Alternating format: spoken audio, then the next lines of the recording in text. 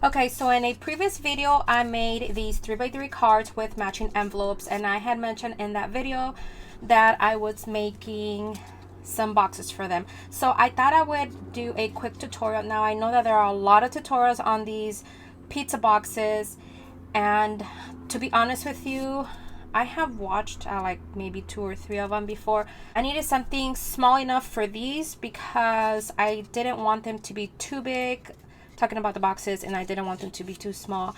I wanted them to be perfectly inside the box.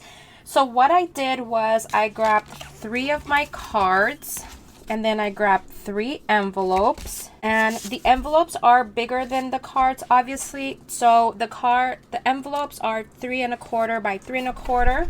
I decided to make the box 3x3, and let me go ahead and open that up and show you what that's gonna look like. So as you can see, there is a little bit of wiggle room, and it is exactly what I wanted. It's the perfect size in my opinion.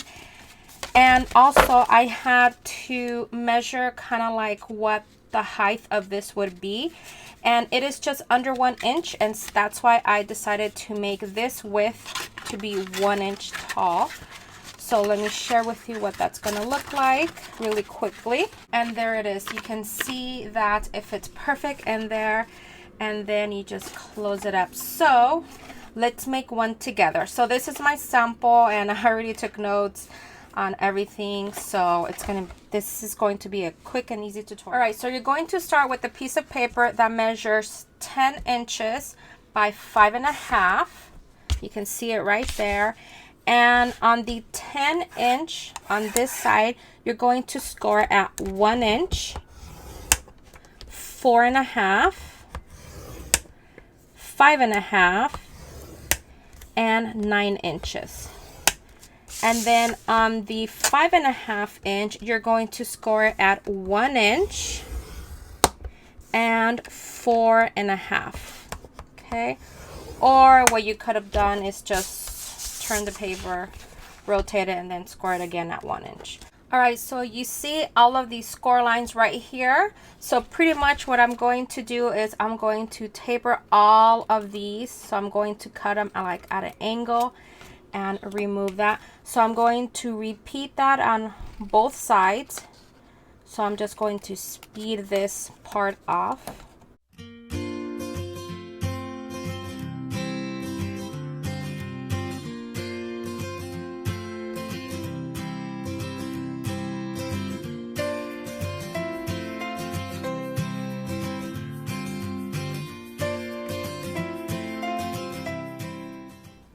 All right, so as you can see, I already cut everything I needed to cut, and I already reinforced all the score marks. Now in one of these lids, now one of them is going to be your lid, the other one's going to be your bottom. They're both the same, so it doesn't matter which one you do it from. I did punch a hole, like half a circle, just to make it easier to open up. So I'm going to do the same. So I grabbed a 3 1/4 punch. You can use any punch you want. You don't even have to punch it out if you don't want to. And I just eyeball it, you guys. That looks pretty much like I'm going to do a half a circle, and that looks about half, you know, like right in the center. And there it is. Now I'm going to add adhesive to both of these flaps right here, and then bring this up just like that. So I'm going to go ahead and do that really quickly.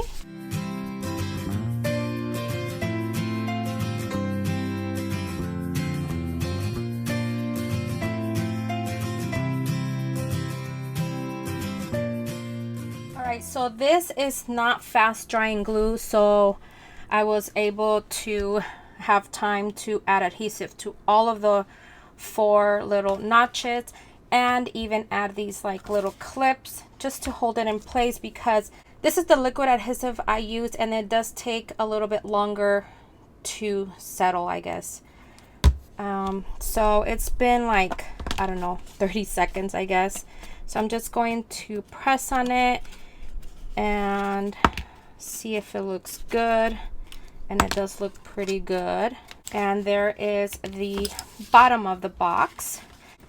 All right, now that this bottom part is all adhered. I'm going to close my lid, you know, like how I normally would. I'm going to add this part. This is going to go in the inside because I want these flaps to go in the inside, you guys. Don't make the same mistake I made, and I adhere them to the outside, which means now I'm going to have to paper the whole outside because my plan is only to decorate the top of the box. And so that I don't make the same mistake, that's why I'm doing it this way. But if you guys are pros at not, you know, making mistakes, then, you know, you can just adhere it like this. But okay, so I'm going to go ahead and add adhesive to this flap, adhesive to this flap. Okay, I'm going to close it, bring this down, and then there you go, just like that. And I'm just going to press on it for a few seconds, maybe up to a minute. And that's pretty much it, you guys. And I am really happy with this cute box. I am not the greatest at making or coming up with my own measurements, but I've learned, I think, throughout the years on how to kind of determine on how to make boxes that go with your projects. And I'm learning that from my friend Sandra, because if you know her, she makes all sorts of boxes. I will link a channel to her video, and she makes boxes that just come to her head.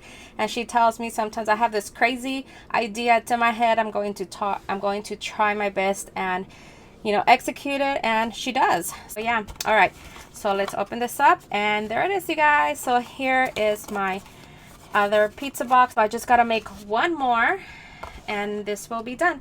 So this is just a tutorial. This is not showing you how I decorate it. You will see that in a separate video.